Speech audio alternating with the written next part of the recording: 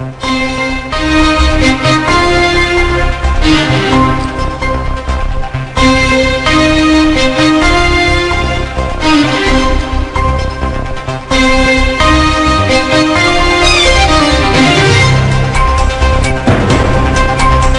people of Ain al-Arab and the People's Defense Units continue to advance along more than one axis in their fight against ISIL terrorists.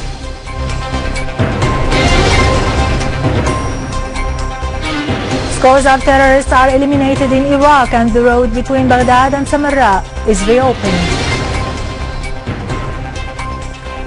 Iran and the 5+1 group agree to extend the negotiations till the 1st of next July.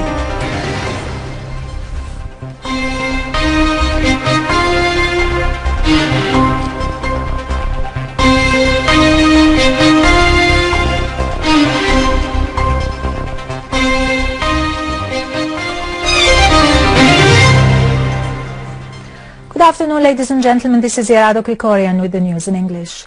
In Ain al-Arab, in Aleppo's eastern suburbs, the inhabitants and the fighters of the People's Defense Units continue to advance along several axes, eliminating 43 ISIL terrorists and destroying a number of their hideouts in the southern and eastern fronts, taking control of a number of additional buildings in the surroundings of the municipality.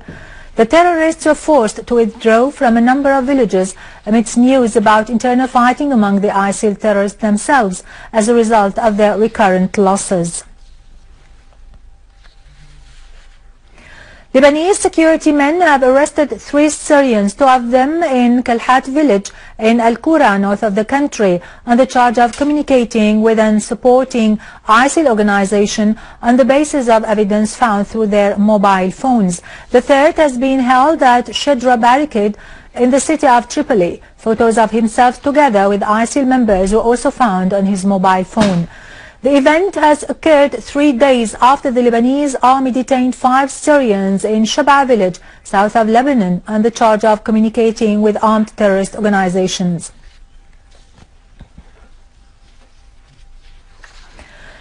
In Iraq, Iraqi army was able to open the road linking Baghdad and Samarra and killed 15 terrorists from ISIS in clashes that took place in the 2 areas of Tal al-Dahab and Sayyid Gharib, south of Tikrit.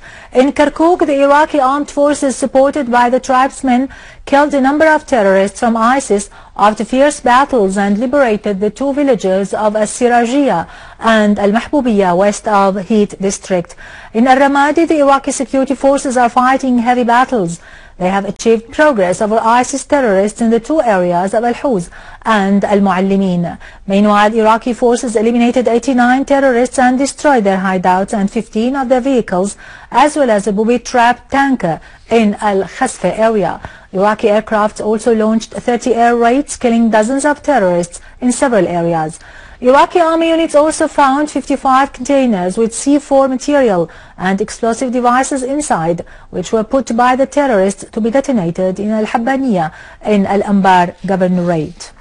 Welcome back. A tangible progress has been reported at the conclusion of negotiations between Iran and the 5+1 group in Vienna, clearly reflected in extending the accord for 7 months till the 1st of next July, with the objective of reaching a final comprehensive agreement.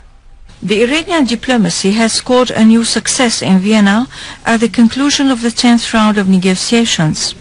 Iranian Foreign Minister Mohammad Jawad Zarif has meanwhile said that reaching a long-term comprehensive and final solution between the 2 sides needs additional time and work. On her part, the group's coordinator, Catherine Ashton, expressed the party's satisfaction over the continuation of the talks and the increasing confidence between the 2 sides, pending the conclusion of a comprehensive agreement. Islamic Revolution's leader in Iran, Ali Khamenei, affirmed that the US and the European states have met and done their best to bring Iran down on its knees, but have failed and will continue to fail.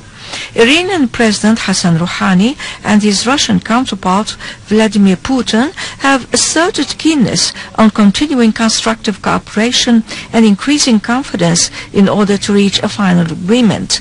Having underlined Iran's right to enrichment, President Putin said Moscow will not allow the negotiations to be prolonged endlessly or the lifting of sanctions imposed on Iran to be stalled. He said Russia is ready to lift the sanctions on Iran gradually and unilaterally.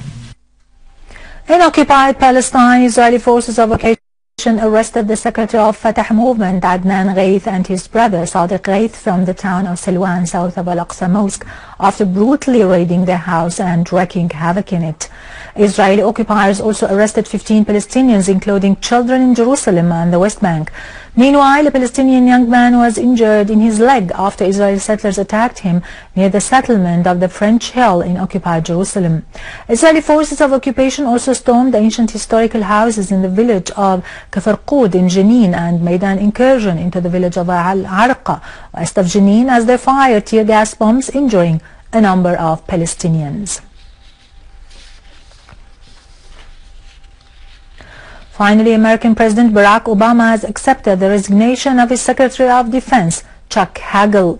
Hagel said he would remain in his post as a Secretary of Defense till a new Secretary of Defense is chosen and approved by the Congress, pointing out that he and Obama have asserted it is high time for a new leadership in the Pentagon.